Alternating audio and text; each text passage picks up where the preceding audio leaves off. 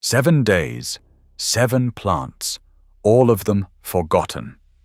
All of them covered somewhere in this channel. This is not a cleanse. It is not a stunt. It is a question that has been building since the first vault opened.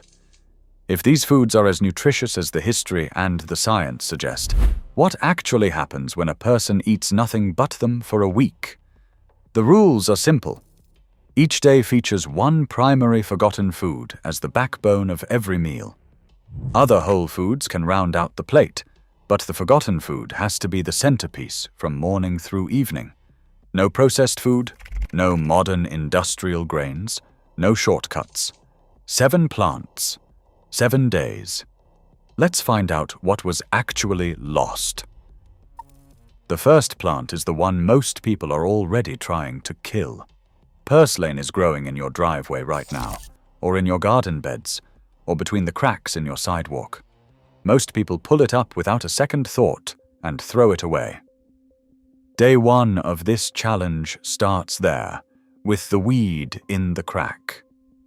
We covered Purslane's full story in our Vault episode, exposing why the world's most nutritious plant is classified as a weed.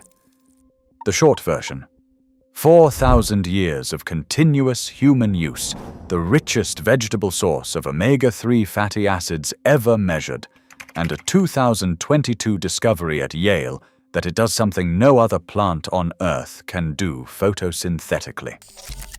The herbicide industry spends billions a year making sure it stays in the weed category rather than the food category.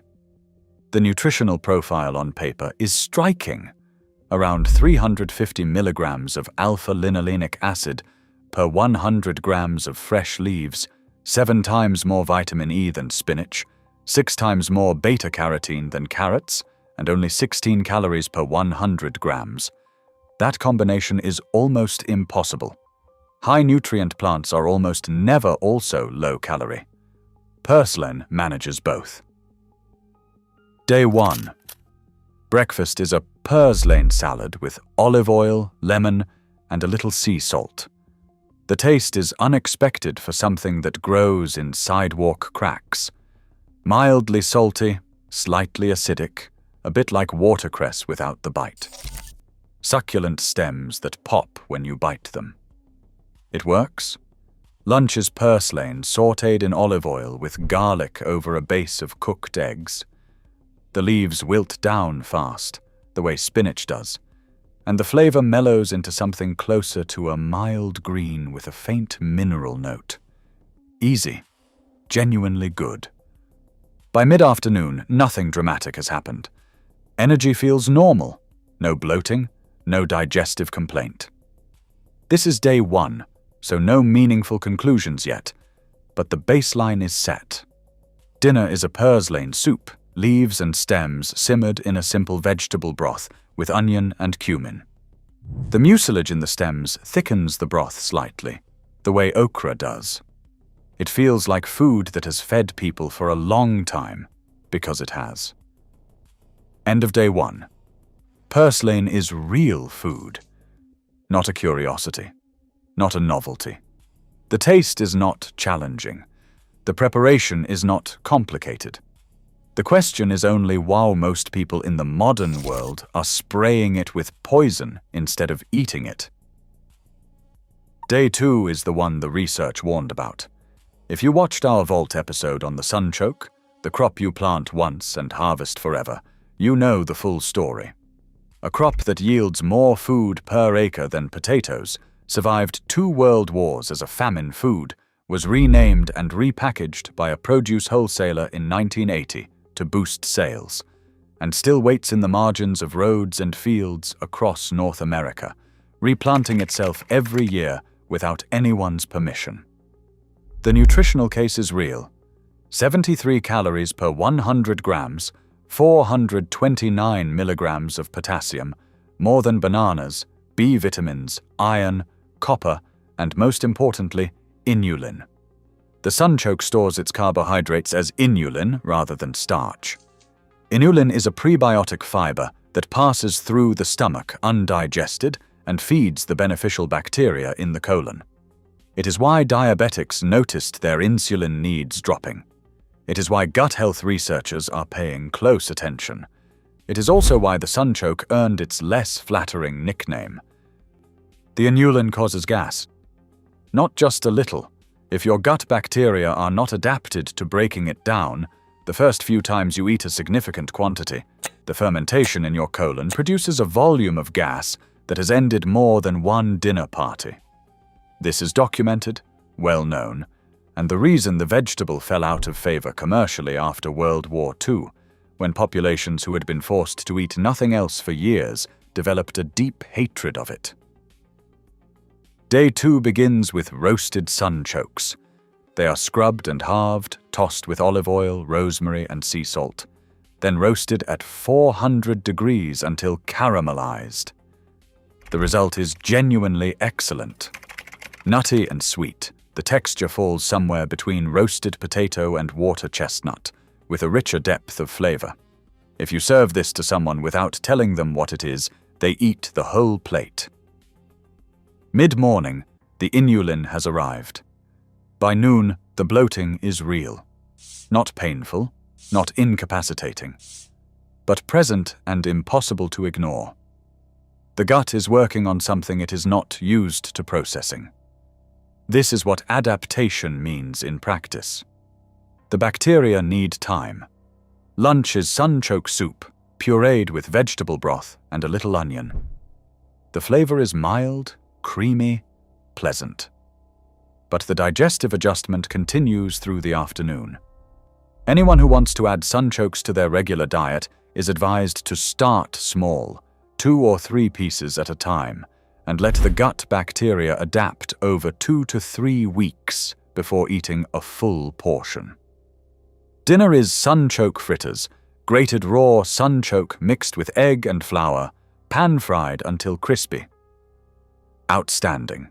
The exterior crisps while the interior stays almost creamy. The flavor is sweeter when raw than roasted. At the end of day 2, the sunchoke delivers everything it promises nutritionally.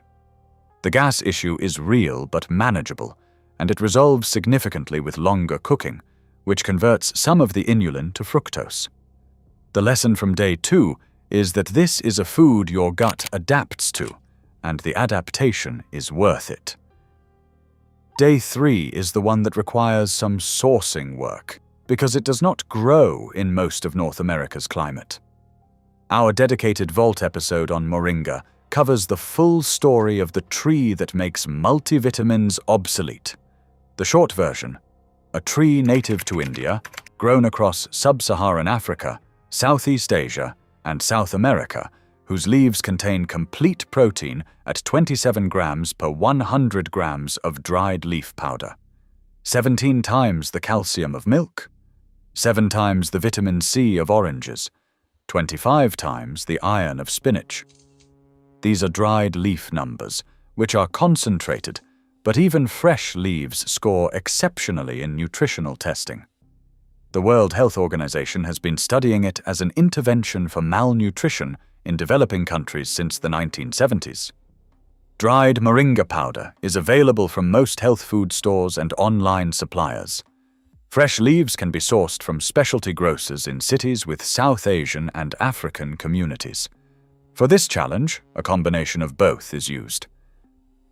Breakfast is a moringa smoothie. 2 tablespoons of dried moringa powder, banana, coconut milk, and a little honey.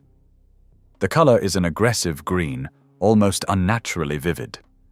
The taste is earthy, slightly grassy, with a faint bitterness that the banana and honey balance. It tastes like something that is doing something. You feel it. Whether that is placebo or actual bioavailability, by mid-morning, there is a clarity and sustained energy that is different from caffeine. No spike, no edge, just steady. Lunch uses fresh moringa leaves, stripped from their stems, and sautéed quickly in oil with garlic and a little chili. The texture is similar to arugula, slightly wilted, delicate. The flavor when cooked is milder than the powder, almost neutral. Over rice with a fried egg, It is a complete, satisfying meal.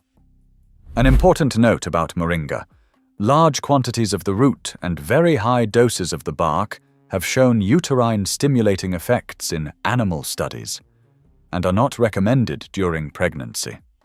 The leaves and pods in normal food quantities are considered safe and have been eaten across Africa and Asia as daily food for generations. But it is worth stating clearly, this is a food with significant biological activity, and the dose matters. Dinner is moringa dal, dried moringa powder stirred into a simple lentil soup at the end of cooking to preserve the nutrients. The combination of lentils and moringa means this single bowl contains complete protein, iron, calcium, and a full B vitamin profile. This is the kind of meal that communities in the Sahel have been eating for centuries. End of day 3. Moringa is the most accessible forgotten food in this challenge for anyone who cannot forage locally. It ships, it stores, it doses easily. The fresh leaves are exceptional, and the sustained energy from the morning smoothie is repeatable and real. Day 4 brings the plant that scored 100 out of 100 on the CDC Powerhouse Foods list. The only food to ever achieve a perfect score. Watercress is covered in our vault on the most nutritious plant the modern world forgot. It grows in and around cold, clean, moving water, creeks, springs, and stream edges. It has been eaten continuously in Europe and Asia for thousands of years. Roman soldiers were fed it as a standard ration. It appeared in every major European herbal from the 1500s onward. The CDC Powerhouse Foods study in 2014 analyzed 41 foods against 17 nutrients associated with reduced chronic disease risk. Watercress hit the maximum on every measure. Number 1. Not close. Every other food left points on the table. At just 11 calories per 100 grams, watercress contains 2.3 grams of protein and is exceptionally high in vitamin K, critical for bone density and blood clotting, as well as vitamin C, calcium, and glucosinolates, the same sulfur-containing compounds found in broccoli associated with cancer protective effects in multiple studies.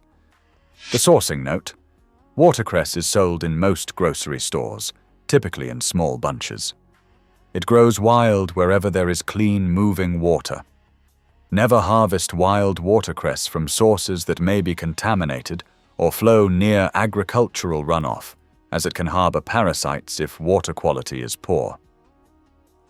Breakfast is a watercress smoothie with apple, ginger, and cucumber. The peppery bite of fresh watercress makes this the most assertive drink of the challenge so far. It wakes you up. Lunch is the dish watercress was made for, a simple watercress soup. Sweated shallots, potato for body, and fresh watercress stirred in at the end and blended. Bright green, peppery, clean. This is food that has been on tables in England since the 1200s, and there is a reason it stayed. It is excellent. By mid-afternoon on day 4, a pattern is becoming clear across the challenge. These plants are not nutrient supplements, they are food, dense, flavorful, satisfying food that works in real kitchens.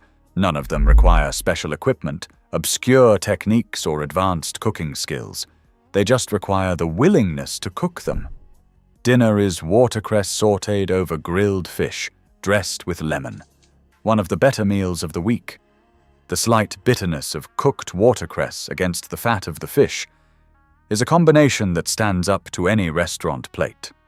End of day 4, watercress earns its perfect score. The peppery intensity means a little goes a long way, and it shines most in simple preparations that let the flavor be present without overwhelming. The CDC score is not marketing. It is the nutritional data. Day 5 is the plant that most foragers already know. We covered lamb's quarters in full in a previous vault.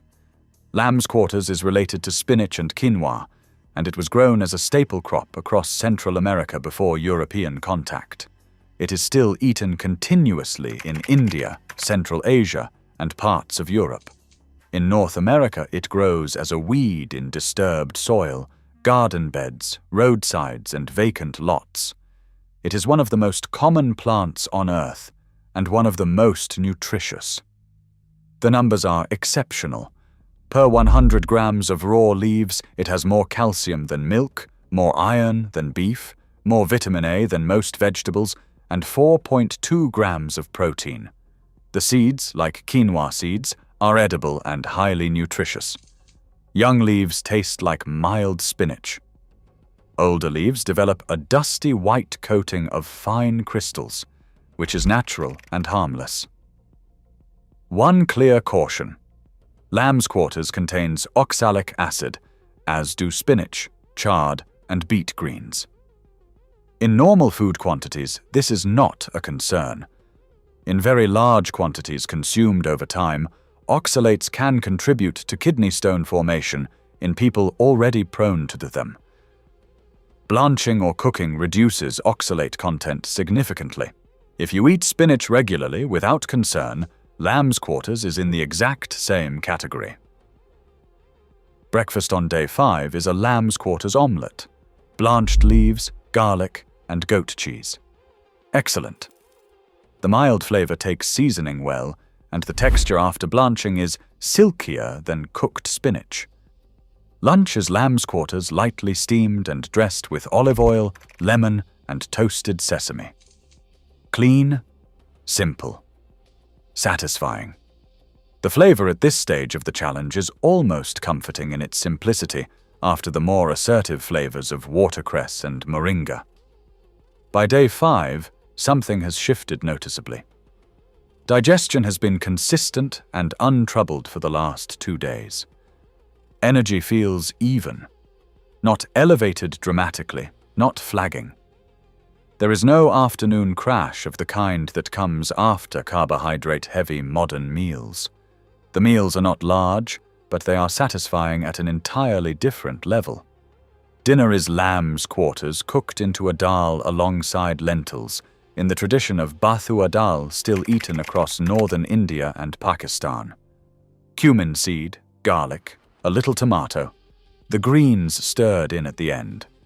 A meal that has been made the exact same way for generations. It needs nothing else. End of day 5.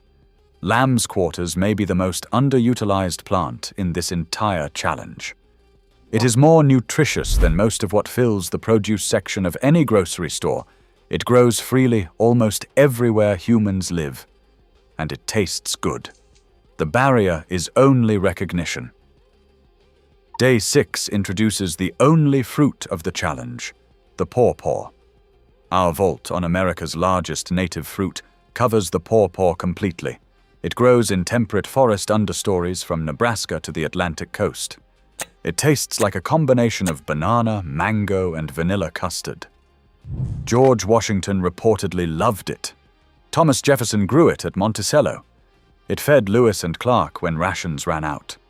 It has never been commercially cultivated at scale because the fruit bruises within 48 hours of picking, making it incompatible with the modern cold chain distribution system. The industrial supply chain that delivers fruit to grocery store shelves requires fruit that can survive 2 to 3 weeks of transit. The pawpaw cannot survive that long. Naturally, it was the most challenging one to source, but I managed to get some for this video. The nutritional profile is strong. It is high in vitamin C, magnesium, iron, manganese, and riboflavin. It has more protein and fat than most fruits. Its antioxidant content outperforms apples and bananas on most measures. Compounds in the seeds and skin have been studied extensively as potential chemotherapeutic agents, which is why the pawpaw appears in cancer research literature, despite being almost unknown as a food. Sourcing pawpaws requires effort. They appear at farmers' markets in September and October across their native range. A few specialty growers ship them overnight. Outside that window, Frozen pawpaw pulp from small-scale processors is the only option.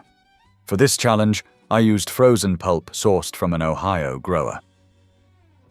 On day 6, breakfast is a pawpaw smoothie made with frozen pulp, whole milk, and a little nutmeg. The flavor is remarkable. The banana-mango-vanilla combination is not a description invented to make it sound appealing. It is completely accurate. This tastes like a fruit that should be sold everywhere. Lunch is pawpaw served as a dessert fruit, thawed and eaten at room temperature with a little honey.